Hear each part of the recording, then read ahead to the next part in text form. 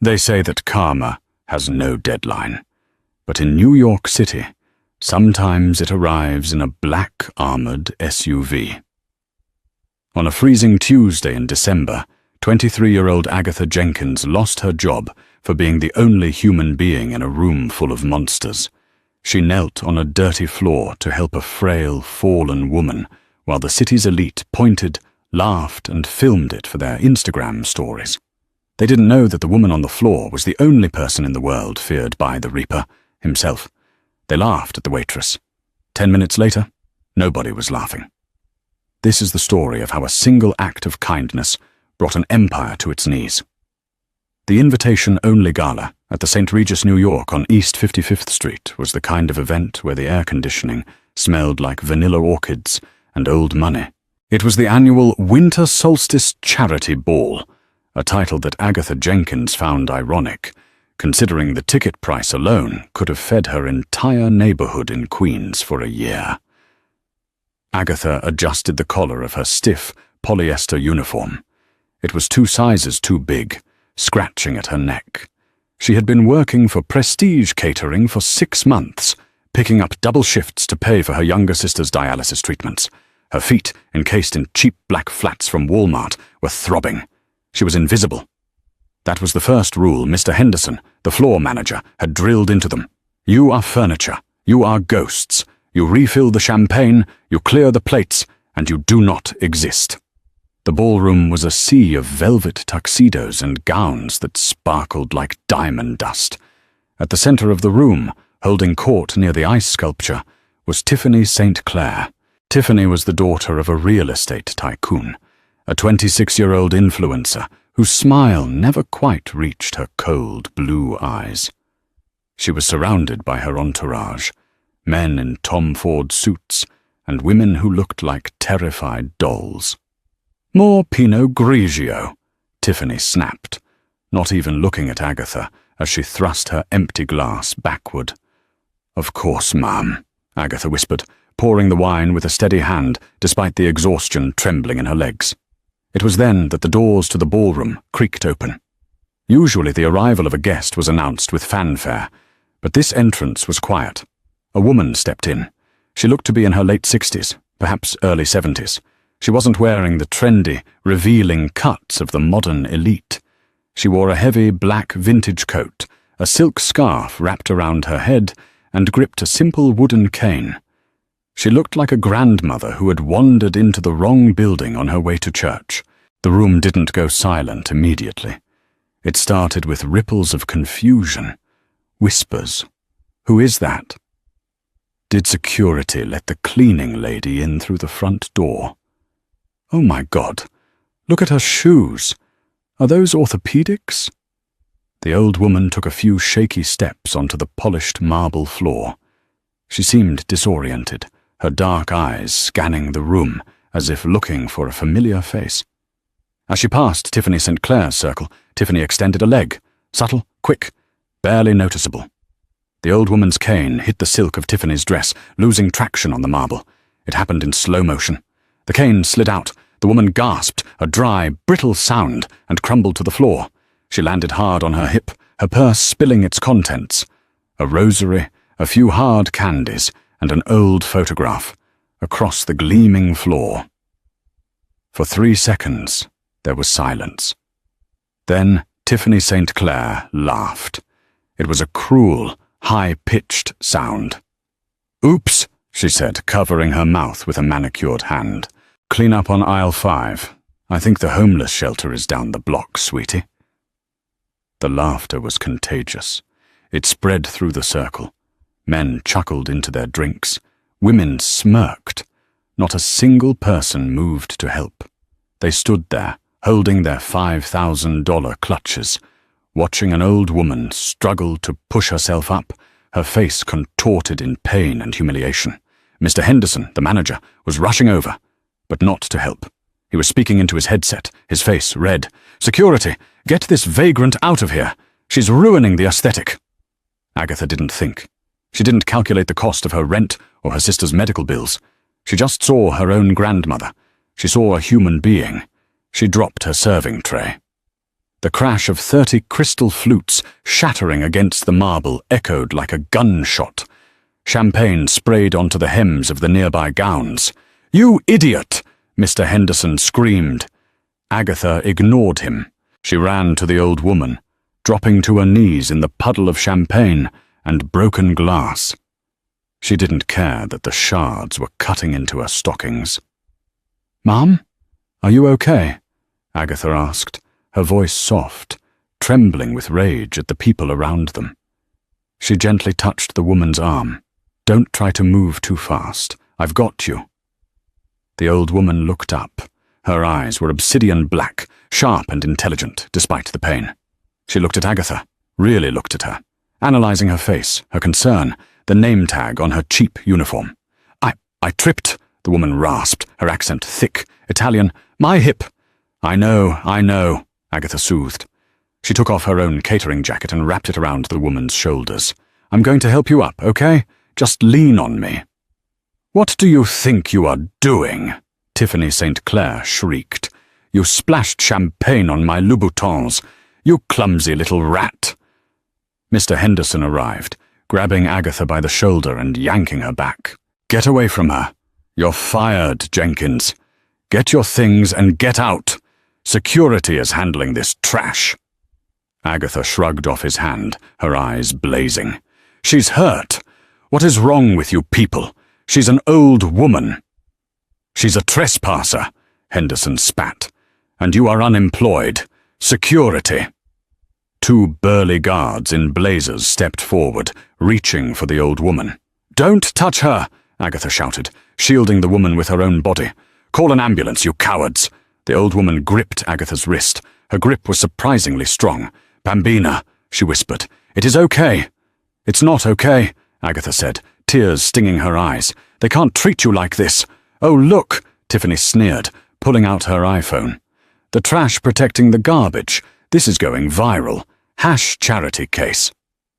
The room was roaring with laughter now, a coliseum of cruelty. And then the temperature in the room seemed to drop 10 degrees. The heavy double doors at the main entrance were kicked open. They didn't just open, they slammed against the walls with a violence that shook the chandeliers. The laughter died instantly. 6 men walked in. They moved with military precision, wearing suits that cost more than most cars. They didn't look like security. They looked like predators. They formed a perimeter instantly, hands hovering near their waistbands. But it was the 7th man who sucked the air out of the room. He was tall, over 6'3", with broad shoulders that strained against a charcoal 3-piece suit. His hair was dark, slicked back, and his face was a mask of cold, terrifying fury. He had a scar running through his left eyebrow. He walked into the room, and the crowd parted like the Red Sea. People stepped back, clutching their chests, their faces draining of color. That's Lorenzo Moretti," someone whispered in terror. The name hit the room like a bomb. Lorenzo Enzo Moretti, the head of the Moretti crime family, the man the FBI had been trying to pin down for a decade, the man known in the underworld as Il Mietatore, the Reaper. He didn't look at the guests. He didn't look at Tiffany. He walked straight toward the center of the room, his eyes locked on the floor. Agatha froze. She was still kneeling, holding the old woman. She saw the expensive Italian leather shoes stop inches from her knees. She looked up, terrified, expecting to be kicked or killed. Lorenzo Moretti looked down. His eyes were the same obsidian black as the old woman's, but where hers were pained, his were full of a violence so raw it made Agatha's breath hitch. Then the monster fell to his knees. He ignored the champagne soaking his suit trousers. He ignored the glass. He reached out, his hands shaking slightly, and touched the old woman's face. "Mama," he whispered, his voice a low rumble that carried across the silent room. "Mama, are you hurt?" A collective gasp went through the room. The glass fell from Tiffany St. Clair's hand and shattered. The homeless trespasser wasn't a vagrant. She was Donatella Moretti, the matriarch, the only person Lorenzo Moretti loved, the only person who could tell the devil what to do. Donatella looked at her son. Then she looked at Agatha. She patted Agatha's hand. "I am hurt, Lorenzo. I fell. But this Angelo, she helped me when the others—" They laughed. Lorenzo slowly turned his head. He didn't stand up yet. He just turned his neck, scanning the crowd. His gaze landed on Mr. Henderson, who was trembling so hard his knees knocked together. Then his eyes slid to Tiffany St. Clair. "They laughed?" Lorenzo asked softly. "They laughed," Donatella confirmed. "And this man, he fired her for helping me." Lorenzo stood up. He towered over Agatha. He extended a hand to her. "Stand up," he commanded. Not unkindly, but with absolute authority. Agatha took his hand. He pulled her up effortlessly. "What is your name?" he asked. "Agatha. Agatha Jenkins." "Agatha Jenkins," Lorenzo repeated, as if memorizing a scripture. He took off his own suit jacket and placed it over his mother's shoulders, over Agatha's cheap catering jacket. He turned to the room. "Lock the doors," he said to his men. The heavy thud of the locks engaging echoed through the silent ballroom. "Nobody leaves," Lorenzo said, his voice calm, which made it infinitely more terrifying, "until I find out who tripped my mother." The atmosphere in the St. Regis ballroom had shifted from a celebration of wealth to a hostage situation in less than 60 seconds. The band had stopped playing mid-note. The waiters were pressed against the walls, trying to blend into the wallpaper.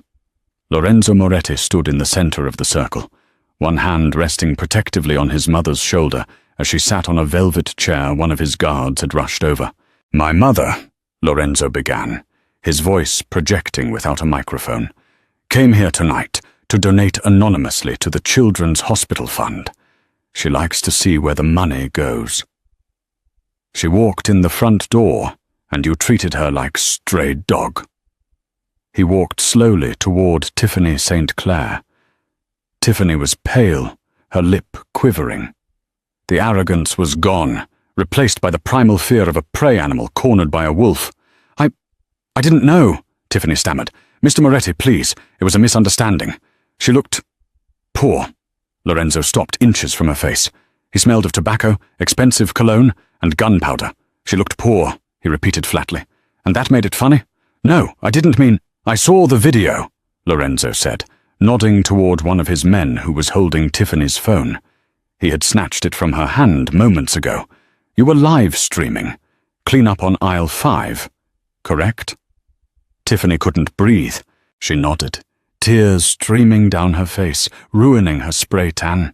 "You have 5 seconds to apologize to my mother," Lorenzo said. "And if I don't believe you mean it, you will leave this party through the window." "We are on the 42nd floor," Tiffany threw herself at Donatella's feet. It was pathetic. "Mrs. Moretti, I am so sorry. I'm so stupid. Please forgive me. I'll donate everything. I'll do anything." Donatella looked at the crying girl with eyes of steel. She didn't say a word. She just looked away. Lorenzo turned to Mr. Henderson. The manager was sweating so profusely his collar was soaked. "And you," Lorenzo said. "You fired the only person with a soul in this room." "Company policy, sir," Henderson squeaked. "She dropped a tray. I can hire her back with a raise, a big raise." "She won't be working for you anymore," Lorenzo said. He turned back to Agatha. Agatha was standing by the paramedics who had just arrived, escorted by Moretti's men. She felt dizzy. This was too much. Lorenzo approached her. The menacing aura vanished, replaced by a strange, intense curiosity. "My mother says you shielded her, that you stood between her and my security." "I thought they were going to hurt her," Agatha said, her voice shaking. "I didn't know they were yours. You risked your job. You risked your safety. For a stranger." Lorenzo looked at her dirty uniform, her cheap shoes, her messy hair. Then he looked at her eyes, green, wide, and honest. "I have a debt to pay to you, Agatha Jenkins," Lorenzo said. He reached into his pocket and pulled out a business card. It was black metal with gold embossing. A phone number, no name. "Go home," he said. "My driver is outside.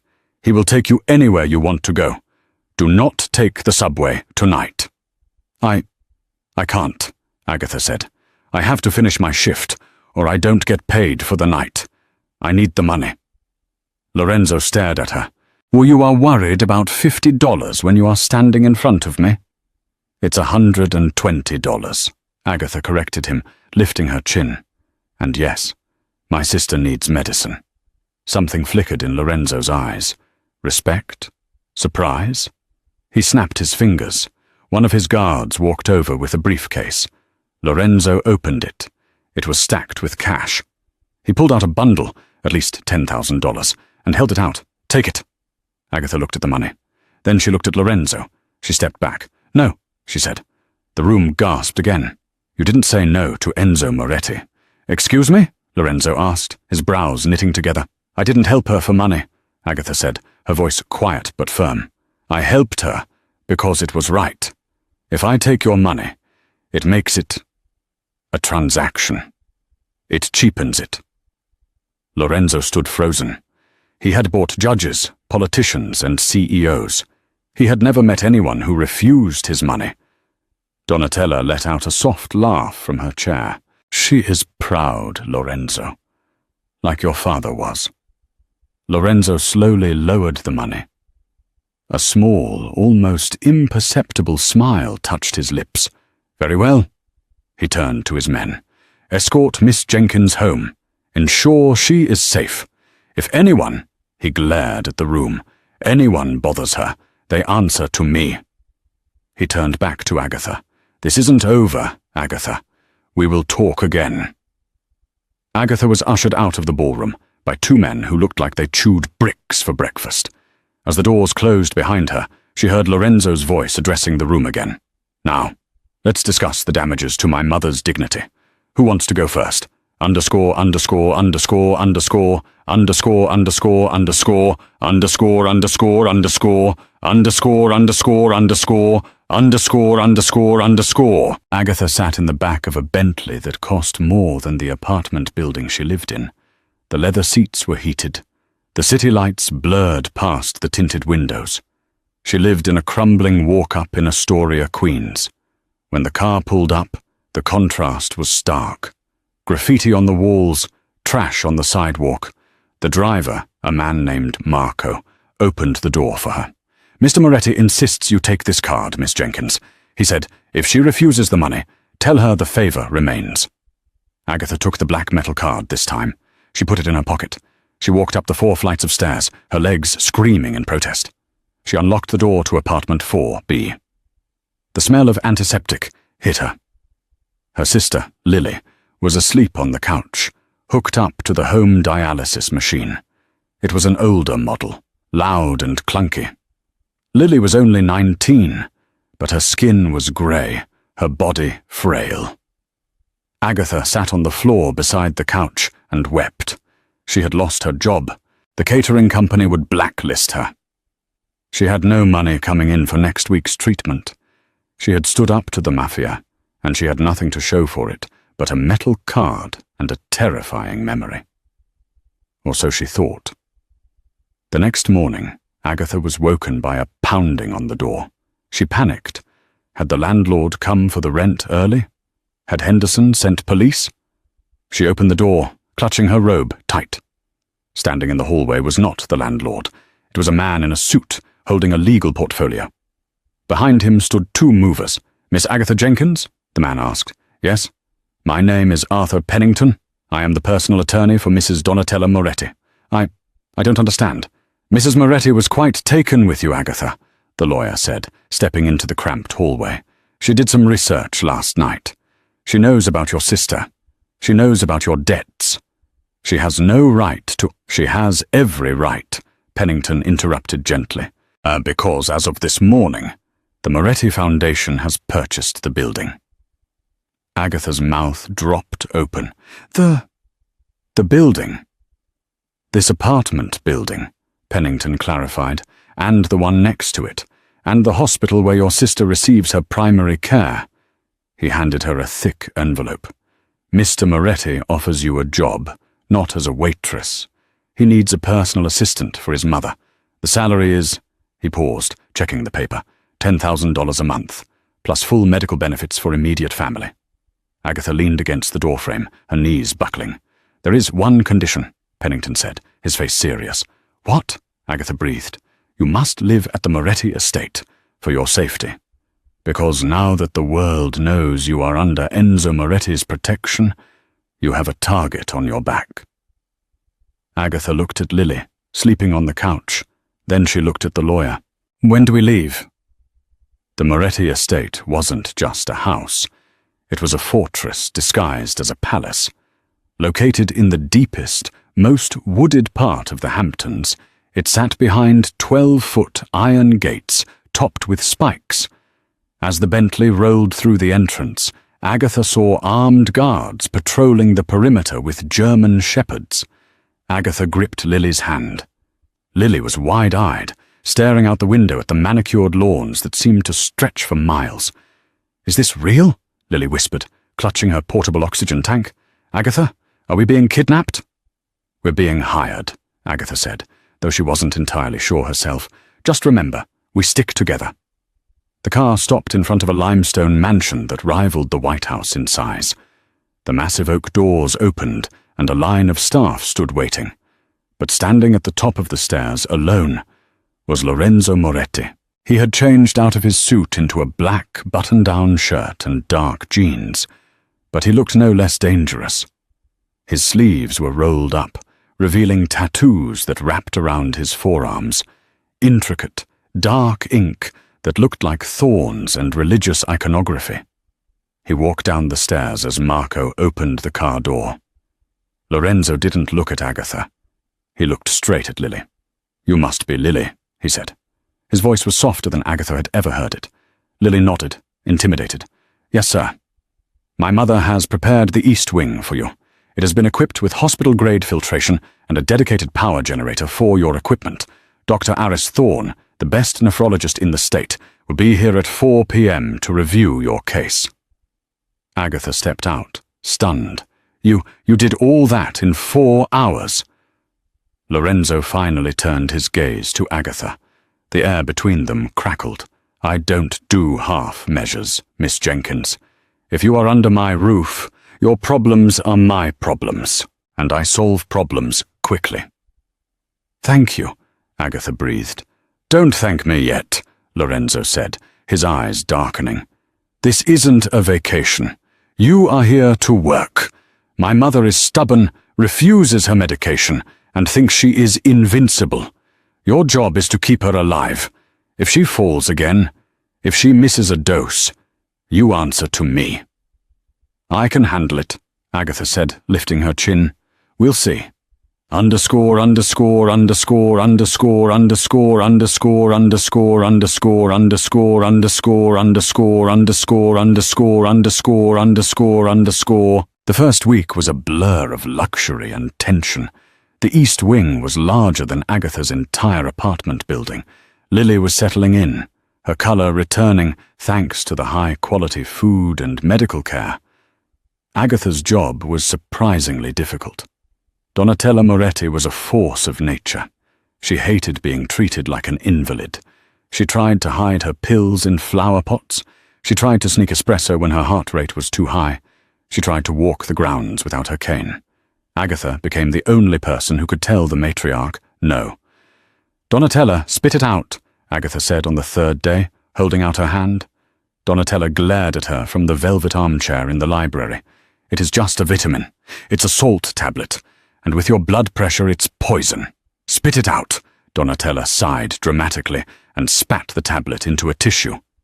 Then she smiled. "You are tough. Good. Lorenzo needs someone tough. The women he dates. Models. Influencers. Like that Tiffany girl. Empty heads, empty hearts." "I'm not dating your son, Donatella," Agatha reminded her, organizing the pill organizer. "I'm his employee." "For now." Donatella winked.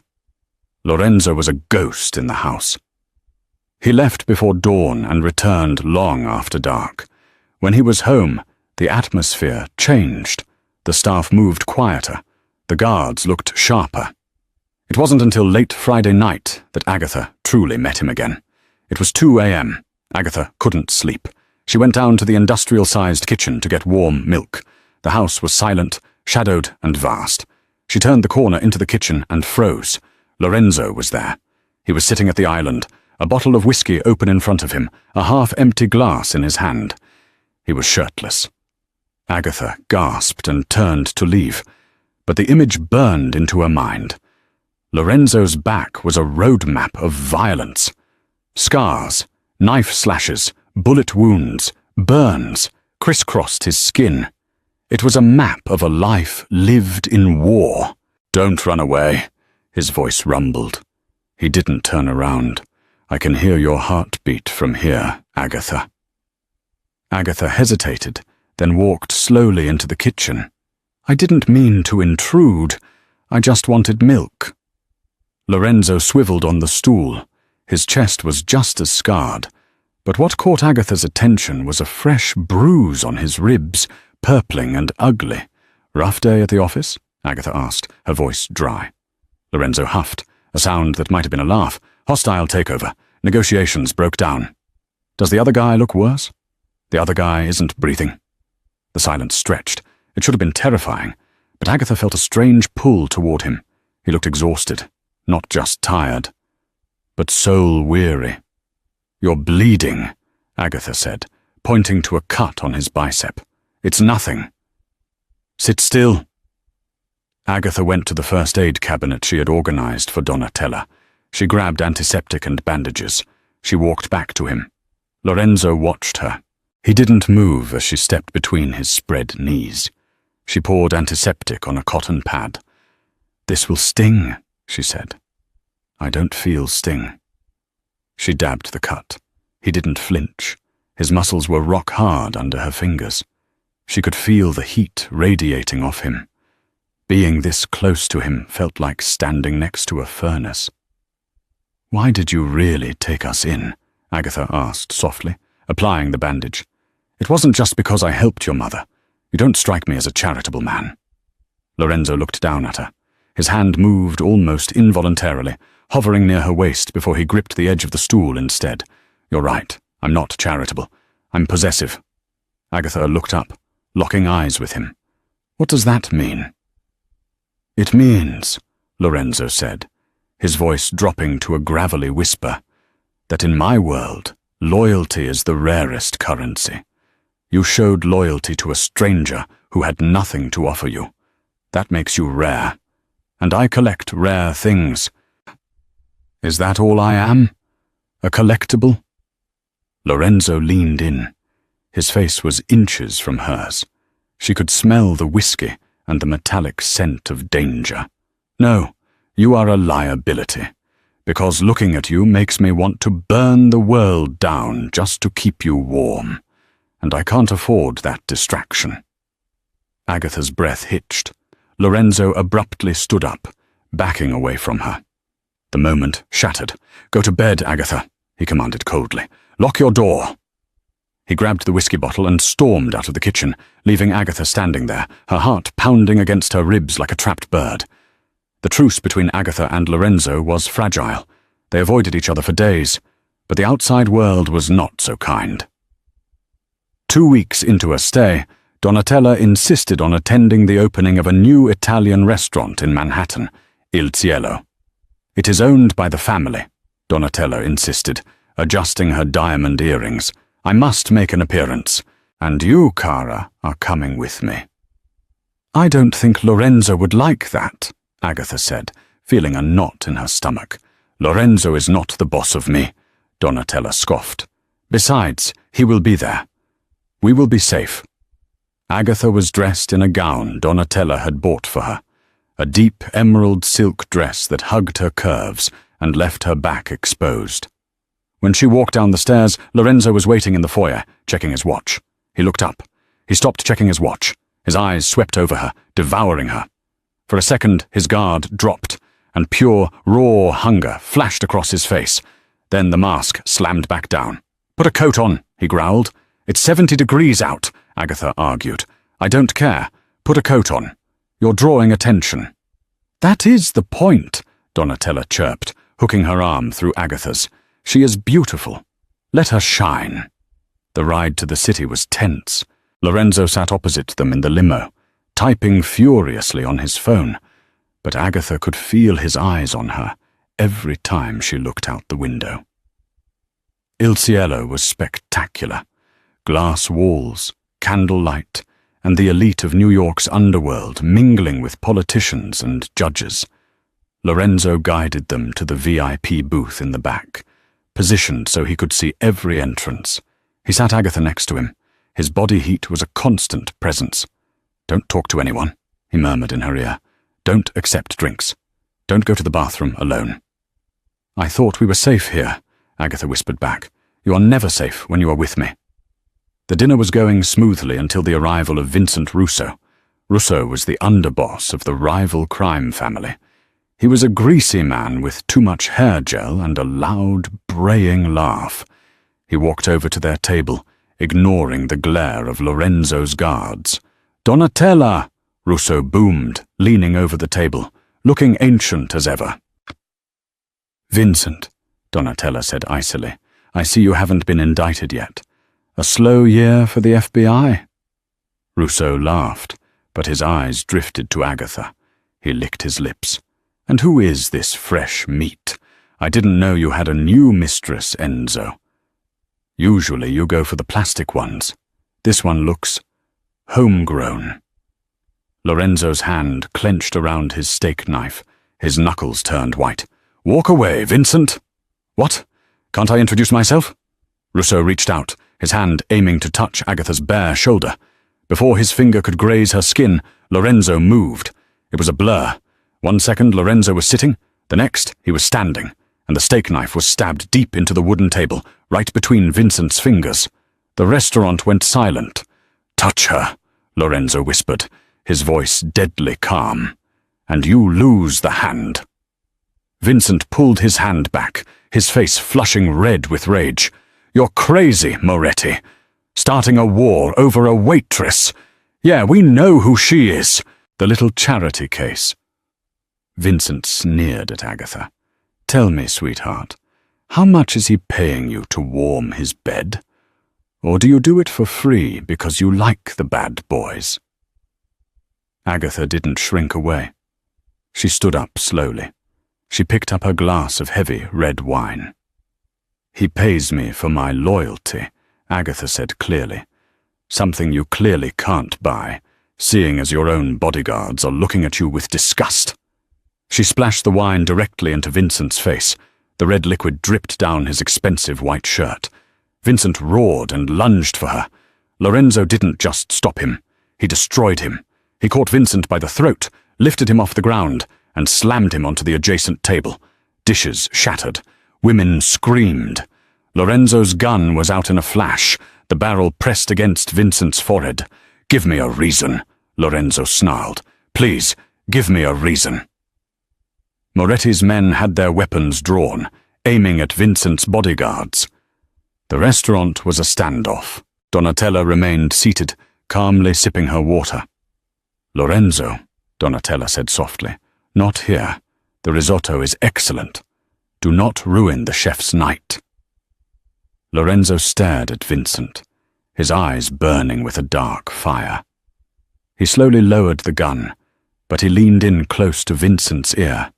"If you ever look at her again, I will cut your eyes out. If you speak her name, I will cut your tongue out. Get out," he dropped Vincent. The rival underboss scrambled up, humiliated, dripping wine. He pointed a shaking finger at Lorenzo. "This isn't over, Moretti. You just signed your death warrant." Vincent stormed out.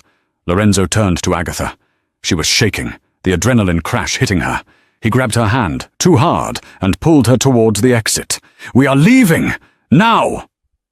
"Lorenzo, you're hurting me," Agatha gasped as he dragged her through the kitchen to the back exit. He didn't stop until they were in the alleyway, the cold night air hitting their faces. He pinned her against the brick wall. He wasn't hurting her, but he was trapping her, his body pressing her into the bricks. He was breathing hard, his pupils dilated. "Are you insane?" he shouted. "You threw wine at Vincent Russo. Do you have a death wish?" He insulted you. He insulted me, Agatha yelled back. I wasn't going to let him talk to us like that. You don't understand. Lorenzo slammed his hand against the wall next to her head. These aren't rude customers at a diner, Agatha. These are killers. He would have put a bullet in your brain without blinking. I felt safe because you were there, Agatha cried. I knew you wouldn't let him hurt me. The confession hung in the air. Lorenzo stared at her, his chest heaving. You trust me? Yes. You shouldn't. Why? Because you're a monster. Agatha reached up, her hand trembling, and touched the scar on his eyebrow. I don't see a monster. I see a man who just defended his family. None. Lorenzo closed his eyes, leaning his forehead against hers. He was shaking. You are making me weak, Agatha. You make me want to be a man I can't be. Maybe you don't have to be the Reaper all the time, she whispered. Lorenzo opened his eyes. The violence was gone, replaced by an intensity that was far more dangerous. He looked at her lips. If I kiss you now, he muttered, I won't be able to stop. And if I don't stop, I will ruin you. I will drag you into this darkness, and you will never get out. I'm already in the dark, Agatha said. Maybe I want to be there with you. Lorenzo let out a groan, a sound of defeat and desire. He cupped her face in his large, rough hands and crashed his lips onto hers. It wasn't a gentle kiss. It was desperate. It was the taste of wine, fear, and possession. Agatha wrapped her arms around his neck, pulling him closer. For a moment, the alleyway, the guns, the threats, it all vanished. There was only the fire between them. But just as quickly, the sound of tires screeching broke the moment. An SUV squealed around the corner of the alley. Automatic windows rolled down. The barrels of submachine guns poked out. Lorenzo's instincts took over instantly. He didn't think. He reacted. He threw Agatha to the ground, covering her body with his own. Rat-tat-tat-tat-tat. Bullets chewed up the brick wall where they had been standing a second ago. Debris rained down on them. Lorenzo grunted, his body jerking sharply. The SUV sped off into the night. Silence returned to the alley, ringing in Agatha's ears. Lorenzo! Agatha whispered, terrified. She felt something warm and wet seeping through her dress. Lorenzo rolled off her, landing on his back on the dirty pavement. He looked up at the stars, his breath coming in shallow gasps. Are you okay? He wheezed. Agatha scrambled over to him. She looked at his chest. The white shirt he wore under his suit was turning red, fast. Oh my God! Agatha screamed. Lorenzo! He had taken 2 bullets in the back, bullets meant for her. He reached up, his bloody hand staining her cheek. I told you, he coughed, blood bubbling at his lips. I told you, I'm dangerous to be around. His eyes rolled back and his hand fell limp. Help! Agatha screamed into the empty alley, her voice tearing her throat. Somebody help! The next few hours were a kaleidoscope of terror. The arrival of the black SUVs, Marco's face draining of color as he saw his boss bleeding out on the pavement, the screaming sirens of the private ambulance that seemed to appear out of nowhere. They didn't go to St. Luke's or Mount Sinai. They went to a nondescript brick building in Queens that looked like a veterinary clinic from the outside. Inside, it was a state-of-the-art trauma center, staffed by doctors who knew better than to ask questions and were paid in cash bribes that rivaled lottery winnings. Agatha refused to leave Lorenzo's side. She held his hand while they cut the expensive suit off his body. She watched as they intubated him. She was covered in his blood. It dried sticky and dark on her hands, her emerald dress ruined. Miss Jenkins, you need to step out, a grim-faced surgeon said. We need to operate, now. I'm not leaving him, Agatha whispered, her voice devoid of emotion, just pure shock. Agatha. Donatella had arrived. She walked into the trauma bay, still wearing her jewels from dinner, leaning heavily on her cane. Her face was composed, almost statue-like, but her eyes were filled with a mother's ultimate agony. Come with me, Bambina, Donatella said, her voice steel. He needs surgeons now. We need to handle the rest." Agatha let Donatella lead her into a waiting room that felt more like a bunker. It was windowless, filled with leather chairs and the smell of stale coffee and fear. Within an hour, the room filled up. Men in suits, captains of the Moretti crime family, arrived with faces like thunderclouds. The air was thick with testosterone and the promise of retribution. Leading them was Salvatore Sal Romano, Lorenzo's underboss. He was 50, built like a fire hydrant, with a perpetually suspicious scowl. He had never liked Agatha. He saw her as a weakness. Sal walked straight up to Agatha, ignoring Donatella. "What happened?" Sal barked. "Where was the security gap? How did Russo's men know the exit route?" Agatha was shaking, holding a lukewarm cup of coffee. "I don't know. We went out the back because Vincent Russo caused a scene inside. Lorenzo was just trying to get me out safe. Trying to get you out safe," Sal repeated with disgust. He turned to the other captains. "See? I told Enzo. Soft spots get you killed. He took 2 slugs meant for a waitress." "Watch your mouth, Salvatore." Donatella's voice cut through the room. She didn't raise it, but everyone froze. "Here you are speaking to the woman my son took a bullet for. That buys her respect in this family." "With all due respect, Donna Donatella," Sal argued, his face red. "Enzo is on an operating table because of her. We are vulnerable. The wolves know the lion is down. We need to hit back at Russo tonight. We burn his whole operation to the ground." The room murmured in agreement. The thirst for blood was palpable. "No," Agatha said. The room went dead silent. Sal looked at her like she had grown a second head. "Excuse me?" Sal growled. Agatha stood up. She was still covered in Lorenzo's blood. It gave her a horrific sort of authority. "Lorenzo isn't dead. He is still the Don. And until he wakes up, nobody makes a move that starts an all-out war in New York City without proof." "Proof?" Sal laughed bitterly. "Russo threatened him to his face 10 minutes before the shooting." "Exactly," Agatha said, her mind racing, pieces falling into place despite the trauma. It was too sloppy. Russo is loud and stupid, but he isn't suicidal. Attacking Lorenzo right after publicly threatening him? It makes him the obvious suspect. Too obvious. She looked around the room at the hardened criminals. Whoever did this knew our exact exit route. They knew exactly when we would be in that alley. That wasn't Russo getting lucky. That was an inside job. The accusation hung in the air like poisonous gas. To suggest a traitor in the Moretti inner circle was a death sentence. Sal stepped close to her, invading her space. "Are you accusing my men of disloyalty, little girl? You better be careful. You don't have Enzo to hide behind right now." "I'm not hiding," Agatha said, meeting his gaze. "I'm telling you that if you go after Russo tonight, the real traitor is going to laugh while you waste your ammo on the wrong target." Donatella stood up beside Agatha. "She is right, Salvatore. My son is methodical. He would want to know the truth before we paint the streets red. We wait. We lock down the territory. And we find the leak."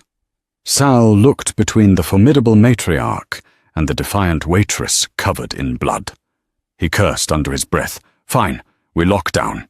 But if Enzo dies," he looked at Agatha, "this is on you."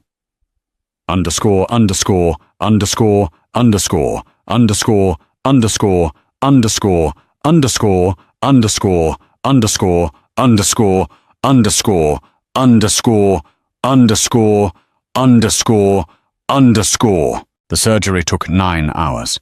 Lorenzo survived, but the damage was severe. One bullet had nicked a lung, the other had lodged near his spine. The doctors put him in a medically induced coma to let his body heal. For 3 days, Agatha didn't leave the hospital. She slept in the chair next to his bed. She learned the rhythm of the ventilator breathing for him. The mighty Lorenzo Moretti looked human, pale, covered in wires and tubes. But even in stillness, he possessed a gravity that drew her in.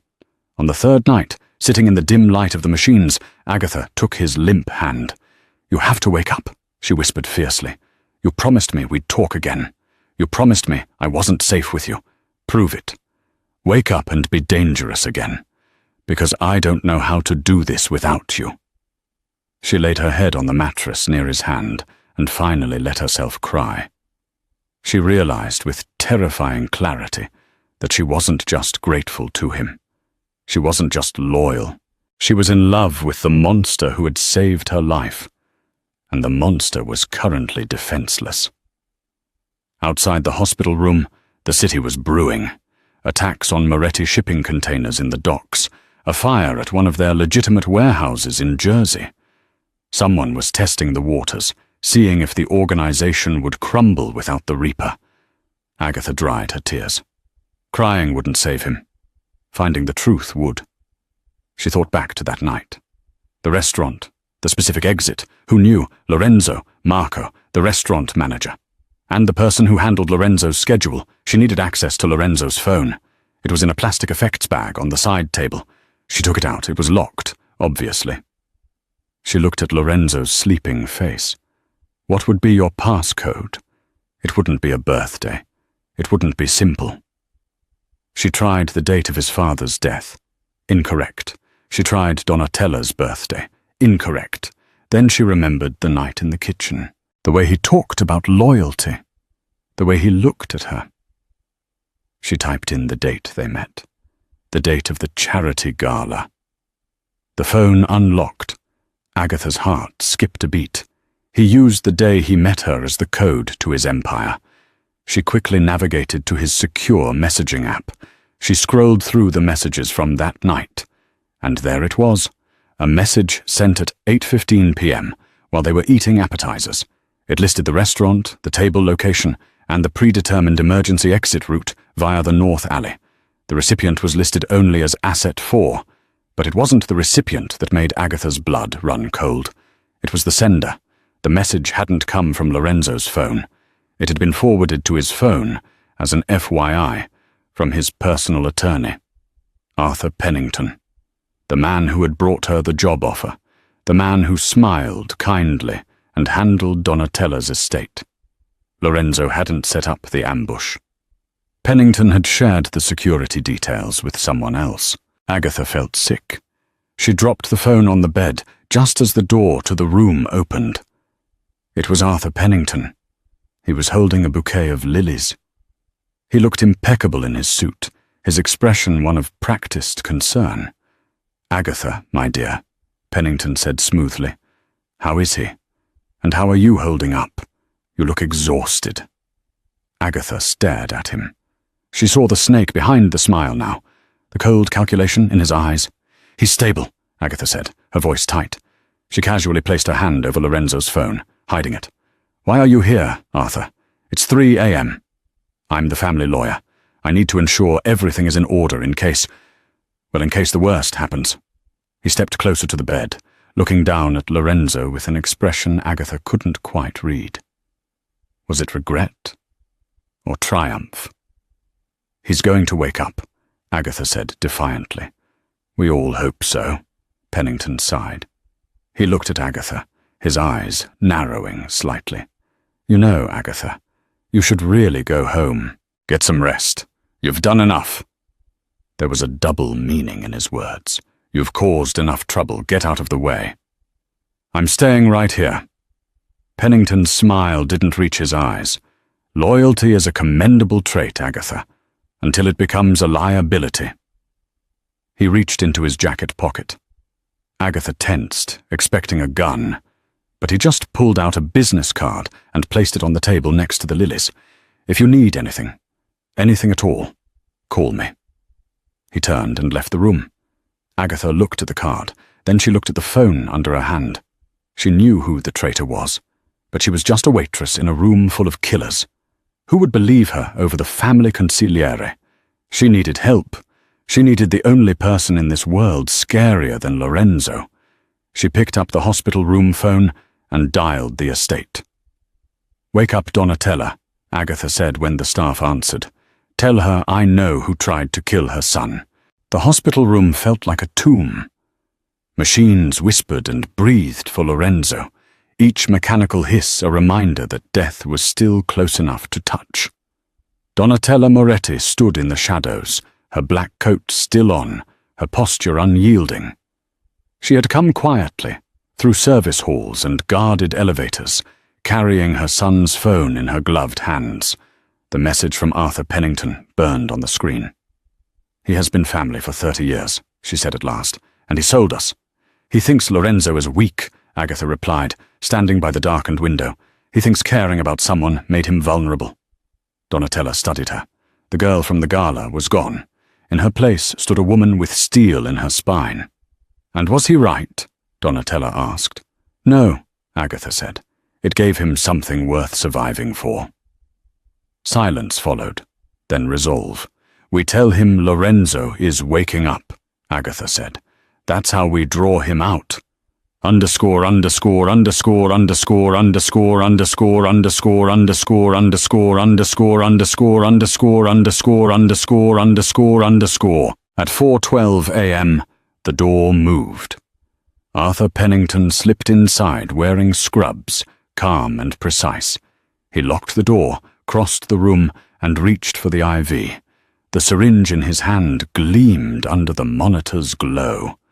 "You chose war for a girl," he murmured to the unconscious body. "She's not just a girl," Agatha said. Pennington spun. Agatha stepped from the shadows, phone raised, recording every word. He smiled thinly, offered money, threatened ruin, took a step toward her. Then a hand burst from the sheets. Lorenzo's grip crushed Pennington's wrist. His eyes were open, clear, burning, alive. "I was never asleep," Lorenzo rasped. "I was waiting." The syringe fell. Pennington begged, promised everything. One shot ended it. When Lorenzo collapsed, Agatha caught him, blood soaking her hands as she held him together. "I chose war for you," he whispered. "And I'll choose you every time," she answered. Underscore, underscore, underscore, underscore, underscore, underscore, underscore, underscore, underscore, underscore, underscore, underscore, underscore, underscore, underscore, underscore. 6 months later, the ballroom glittered again. Mr. and Mrs. Moretti. They descended the stairs like fate itself. Lorenzo, scarred but standing. Agatha, radiant and unbowed. The room parted. Fear replaced laughter. Agatha stopped beside Tiffany St. Clair. "Careful with your drink," she said softly. "The staff works very hard." Then she turned away. As they danced, Donatella raised her glass. Agatha rested her head against Lorenzo's chest. Over the scar that marked the night, kindness became power. They said mercy was weakness. They were wrong. The waitress was gone. Long live the Queen.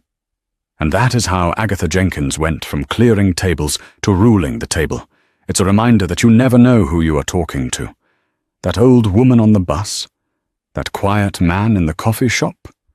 They could be the key to your destruction. Or your destiny. In the end, Tiffany St. Clair learned the hard way. Arrogance is expensive. But kindness? Kindness pays back with interest. What would you have done if you were Agatha? Would you have taken the money and run? Or would you have stayed to fight for the monster who saved you?